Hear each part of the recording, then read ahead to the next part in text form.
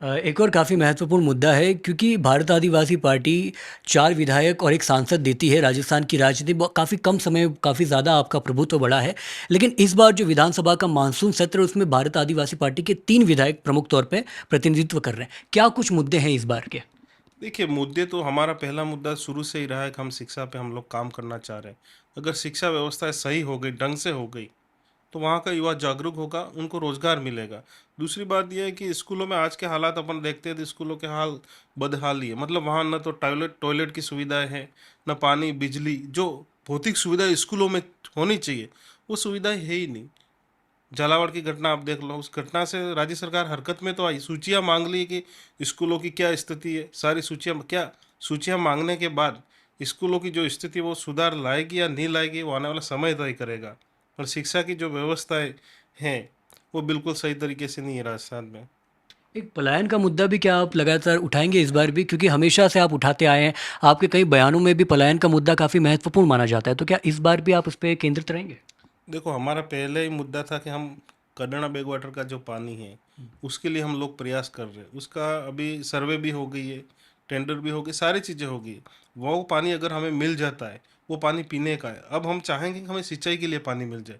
सिंचाई के लिए यदि पानी मिल जाता है तो हमारा जो पलायन है वो रुकेगा, क्योंकि पानी की कमी की वजह से लोग हमारे पलायन कर रहे हैं, बाहर जाके मजदूरी कर रहे हैं। उनके वहाँ जाने के बाद उनके साथ न जाने क्या क्या घटनाएं होती हैं। आए दिन महीने में दो चार ऐसे लोग, मतलब कहीं काम करते हुए मर गए, कहीं गिर गए, एक्सीडेंट हो गए। कई सारे ऐसे परिवार हैं जिनके साथ ऐसी घटनाएं हो रही। तो हमारी पूरी कोशिश रहेगी कि हम पलायन को रोके, कुछ न कुछ ऐसा काम करें। सबसे बड़ी बात यह है कि हमको पानी का आरक्षण मिल जाए बस। पानी यदि हमें हम लोगों को मिल जाता तो हम, मतलब जो पलायन हो रहा है उसको रोक पाएंगे।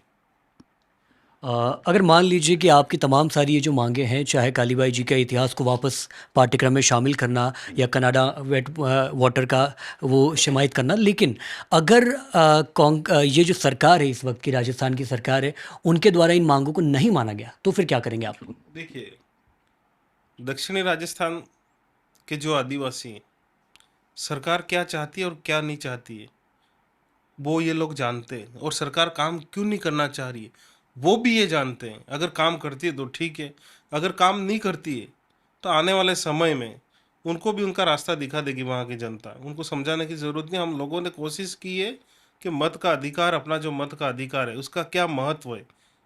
हमारे जन जागरण का एक हिस्सा है कि वोट के महत्व, वोट का जो अधिकार है उसका क्या महत्व, हमने लोगों को समझाया। और लोग, मतलब कई हद तक इस बात को समझ गए कि हमारे पास जो अधिकार है वो अधिकार बहुत ही महत्वपूर्ण और हमारे आने वाली पीढ़ियों के विकास को तय करेगा।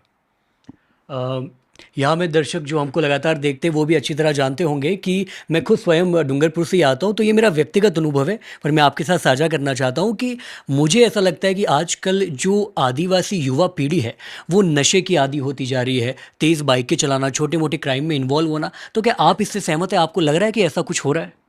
देखो, ये जो चीज़ें हैं वो एनवायरनमेंट की वजह से होती है। और ये एक क्षेत्र की बात नहीं है, ये पूरे राजस्थान या देश के हर जगह से ये चीज़ें अपन को मिल जाएगा। आज सोशल मीडिया के माध्यम से बच्चे भटक रहे हैं।